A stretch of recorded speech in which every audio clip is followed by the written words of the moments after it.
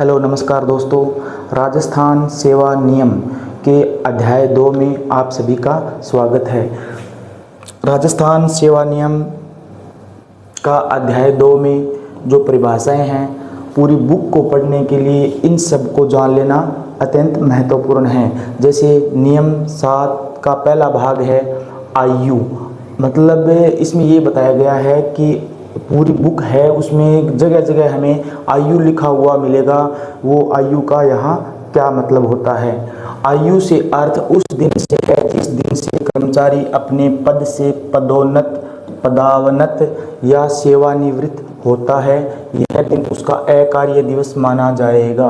कहने का मतलब, अगर कोई व्यक्ति या कर्मचारी अपनी सेवा से सेवानिवृत्त हो रहा है, उस दिन को क्या कहते हैं? अकार्य दिवस कहते हैं। शिक्षार्थी से क्या मतलब है? इससे तात्पर्य आरएसआर में उस कर्मचारी से है जो स्थायी पद के विरुद्ध कुछ सीमा तक मासिक वेतन के आधार पर निरूपित किया जाए।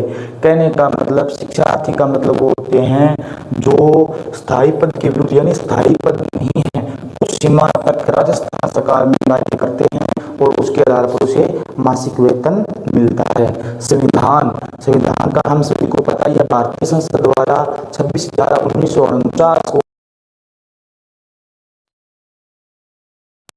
संवर्ग से क्या मतलब है? स्थायी पद का प्रतिनिधित्व करने वाला वर्ग संवर्ग कहलाता है। संवर्ग जैसे अलग अलग हो सकते हैं। शिक्षा संवर्ग, ठीक है, इसमें अनेक प्रकार के कर्मचारी आते हैं, जैसे पुलिस संवर्ग। इस तरह से अलग अलग डिपार्टमेंट जो बनते होते हैं उसको संवर्ग कहते हैं। चतुर्थ श्रेणी सेवा, आरएसआर में ग्रेड पे 1700 से 1800 को निरूपित करने वाला कर्मचारी चतुर्थ श्रेणी सेवा में आता है। क्षतिपूरक भत्ते, ऐसे भत्ते जिनका प्रारंभिक भुगतान समय कर्मचारी द्वारा किया जाता है, फिर उसकी पूर्ति सरकार द्वारा कर्मचारी को कर दी जाती है। जैसे टीए, यानी टीए बिल हम जैसे सरकारी कर्मचारी उठाते हैं, जब पहले यात्रा करते हैं तो खुद खर्चा वहन करना पड़ता है, फिर सरकार क्या है, कर्मचारी को उसका भुगतान कर देती है। ऐसों को क्या कहते हैं? क्षतिपूरक भत्ते। इसके बाद में है सक्षम अधिकारी। सक्षम अधिकारी क्या है? परिशिष्ट 9 भाग 2 के तहत आने वाले सभी कर्मचारी जो वित्तीय शक्ति का उपयोग कर सकते हैं, उन्हें क्या कहते हैं? सक्षम अधिकारी। परिशिष्ट 9 भाग 2, ये इसके अंदर जो आगे आएगा, ये परिशिष्ट 9 भाग 2 में एक अधिकारियों की सूची प्रदान की गई है, जिसमें यह स्पष्ट होता है, जैसे मतलब किसी कर्मचारी का सक्षम अधिकारी कौन सा है। जैसे कोई कर्मचारी होता है, जैसे अगर किसी कर्मचारी का पदोन्नति होती है तो उस परिशिष्ट 9 भाग 2 में मतलब यह स्पष्ट रूप से बताया गया है कि जिस कर्मचारी की पदोन्नति हो रही है, उसके पदोन्नति का जो निर्णय है कौन सा अधिकारी ले सकता है। इस तरह के जो कर्मचारी होते हैं वो सक्षम अधिकारी के अंतर्गत आते हैं।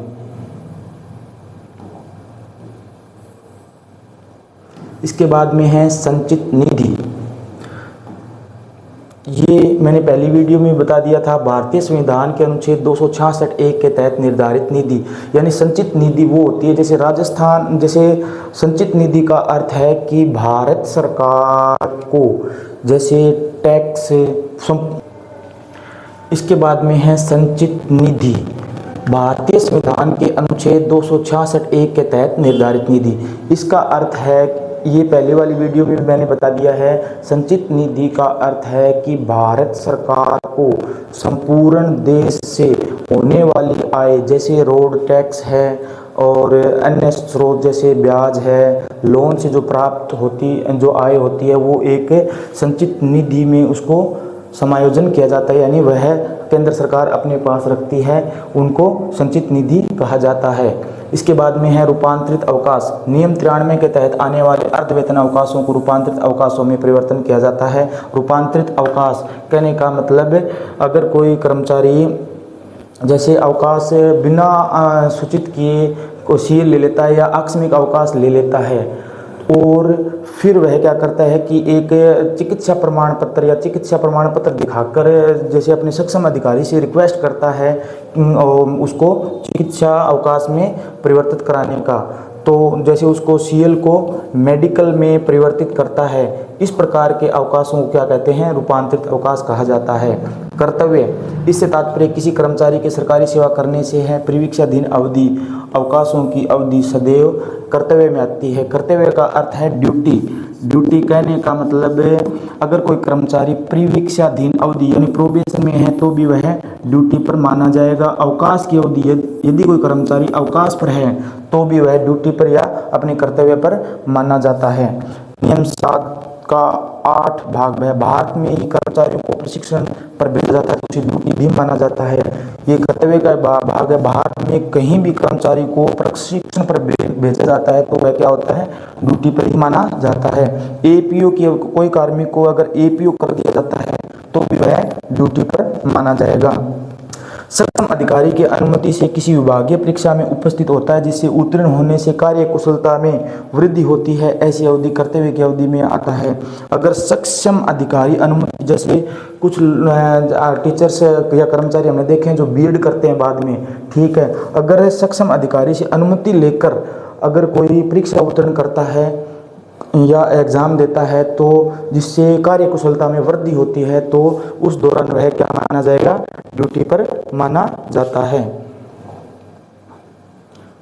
शुल्क, संचित निधि के अलावा अन्य निधि से प्राप्त होने वाली आय शुल्क कहलाती है।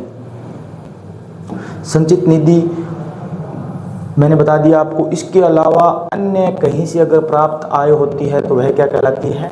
शुल्क कहलाती है।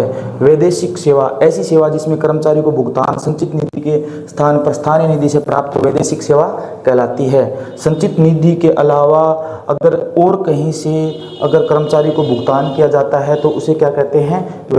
वैदेशिक सेवा कहा जाता है। राजपत्रित अधिकारी, वर्गीकरण नियंत्रण अपील नियम 1958 की धारा 1 में आने वाले समस्त अधिकारी राजपत्रित अधिकारी होते हैं। जैसे हेडमास्टर, प्रिंसिपल, लेक्चरर, यानी जो गजेटेड होते हैं उनको क्या कहते हैं? राजपत्रित अधिकारी। अर्धवेतन से क्या तात्पर्य है? अर्धवेतन से तात्पर्य नियम 93 के तहत दिए जाने वाले अवकाशों से है। अर्धवेतन अवकाश, विभागाध्यक्ष के परिशिष्ट 14 भाग 2 के तहत आने वाले समस्त अधिकारी को विभागाध्यक्ष कहते हैं। परिशिष्ट 14 भाग 2 में कौन कौन से कर्मचारी है ये आगे पढ़ेंगे। परिशिष्ट 14 भाग 2 में जैसे निदेशक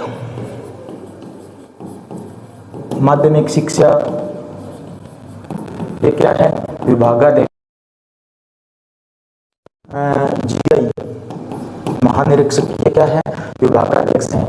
सार्वजनिक अवकाश क्या है? ऐसे अवकाश जो सरकार देती है, अर्थात ऐसे अवकाश जो सरकार द्वारा किसी अधिसूचना के आधार पर घोषित किए जाते हैं उसको सार्वजनिक अवकाश कहा जाता है। मानदेय, मानदेय हमेशा ही सरकारी कर्मचारियों को कोई सामान्य कार्य करने पर दिया जाता है, यानी कोई फिक्स कार्य, यानी 1 महीने कार्य करने पर उसको फिक्स मानदेय मिलता है, उसको क्या कहते हैं? मानदेय कहा जाता है।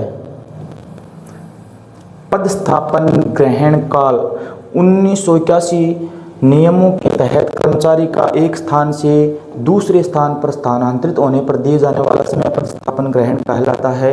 यानी कर्मचारी का अगर ट्रांसफर हो जाता है, ठीक है, तो एक स्थान से अगर जहां वो ज्वाइन करता है, जहां वो कार्य ग्रहण करता है उसको क्या कहते हैं? पदस्थापन कहते हैं। अवकाश, कर्मचारी द्वारा स्वेच्छा से लिए जाने वाले अवकाश क्या कहलाते हैं? क्या कहते हैं? अवकाश। ठीक है, धन्यवाद। आज हमने 15 नियम पढ़ लिए। पूरा वीडियो देखने के लिए आपको बहुत बहुत धन्यवाद।